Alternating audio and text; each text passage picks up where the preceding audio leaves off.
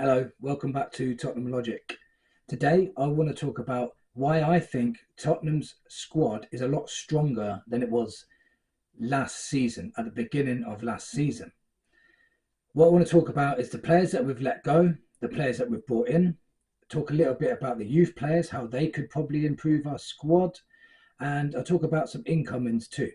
There's a couple of rumours, so at the end of the video I'll speak about one in particular. He's an Italian international and he plays in midfield, which is good news to some.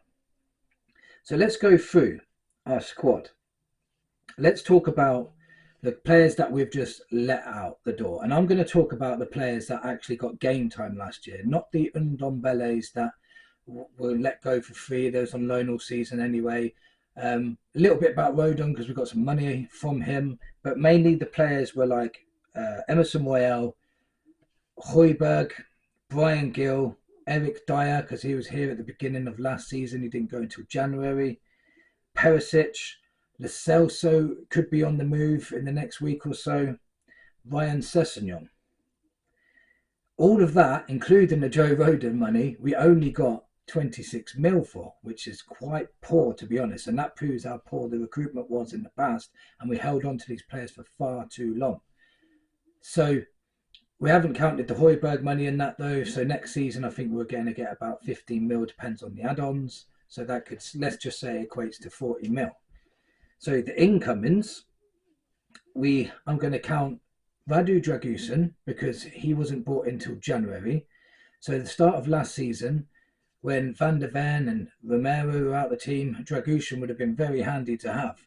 Ironically, when he did come into the team, Van der Ven and Romero were fit for most of the rest of the season. So, but he has definitely improved our back line and someone strong to come in if needed. Also, we brought in Archie Gray. And the reason why I think he improves our squad is because he can play anywhere in midfield. He can play right back. And we've just seen in the friendlies, he's also capable of playing centre back. He is still raw. You can see how much talent he's got. I really like this player. I really think he's going to be big, if not this season, next season, once he adapts to the Premier League, depending on how long it takes him to adapt to the Premier League. But he's going to be a massive asset for our squad. Bergville's been brought in too, and what a player he's turned out to be. Just 18 years old, and the last game playing against Bayern Munich, where he was just winning the ball left, right and centre in that midfield.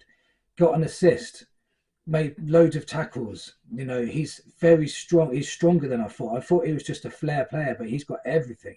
He's like an all-round midfielder. So he's definitely going to improve our squad. For me, if he adapts to the Premier League as quick as I think he will, he'll be a massive upgrade on Højbjerg. So again, an upgrade in our squad. Another player we've brought in, this obviously latest one, is Dominic Solanke. That's another player who I think will upgrade our number 9 position. One, he's available, and the best ability is availability. Two, if Richarlison's injured, we don't have to put Sonny inside. Sonny can still carry on playing on the left, and Solanke can play in the middle. Solanke has also got lots of attributes that will help us in the press. He's great at holding up the ball, and he's an underrated passer of the ball too. So he's going to massively upgrade our squad too. And another guy I'm actually going to add into this was a guy we loaned out last season, Jed Spence. Postecoglou came out today and said this Jed Spence is going to be part of the squad. He's going to be backup for Porro, which means, I think, in my opinion, you might not agree, that he's an upgrade on Emerson Royale. The way he drives forward with the ball, he's great on the ball. He's good at linking up play. He's very, very quick, and he's a good defender. If he can get back to his best form, what an upgrade that will be to our squad too. So that's 5 players now that's improved our squad already. The players that have gone out, I'm not going to miss them. Yeah, I like them as people, and I like them, you know, as effort, like Royale and Højbjerg put a lot of effort in. But the guys we brought in are levels above already. So I just really think that this so far, our squad has improved. And what about the youth? What about youth coming in as well? Because people like Devine, Donnelly, even Will Lancashire, and you've got Mikey Moore. How much game time are they going to get next season? They'll be a massive asset because they seem like they're born to play Ange ball at the moment.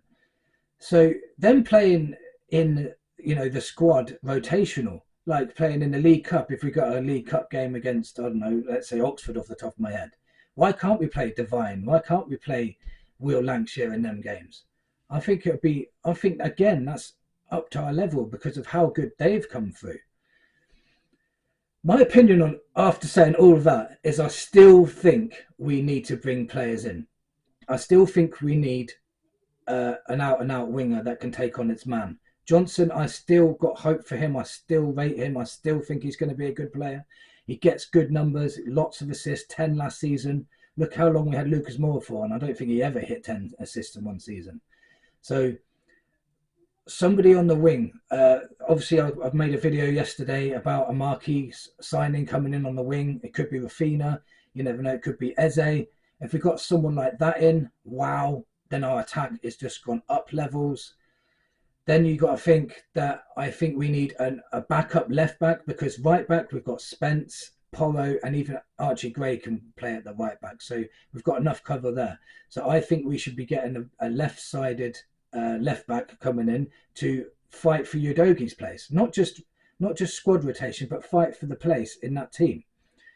So we need quality again. Even if it's a young quality player, it doesn't matter. We've got Udogi. Someone else can come in and do just as good job, hopefully. Then we need a DM, which I will go into detail on this one because we've just been linked to Locatelli from Juventus. And you know how much we like buying Italian from the Italian league, especially in the last few years with Paratici. Locatelli plays predominantly in the DM role. He can play a number 8, but he's played a lot of his games in the DM role. Exactly what we need. He is brilliant at getting the ball back. His awareness on the pitch is much higher than people like Basuma. He's an upgrade on Basuma. He can also play box to box if he needs to. He's got a great shot on him. He gets quite a few assists. It's just his reading of the game. His reading of the game is just much better. He's a 26-year-old. He's won the Euro Championships with Italy. He's won a Coppa Italia. He's got experience, and that's what we need in there with players like Archie Gray and Bergveld to grow around these sort of players. We're crying out for experienced players. Dominic Solanke just came in. He's turning 27 soon. Locatelli comes in. That's another 26-year-old, yeah. And then we've got, then maybe if someone like Eze comes in, what's he, 25, 26 now as well. So we've mixed youth then with a lot of experience but quality at the same time. Yes, these are still rumours. I'm not saying it's definitely going to happen, but obviously these are what's being reported, so I'm going to report it to you.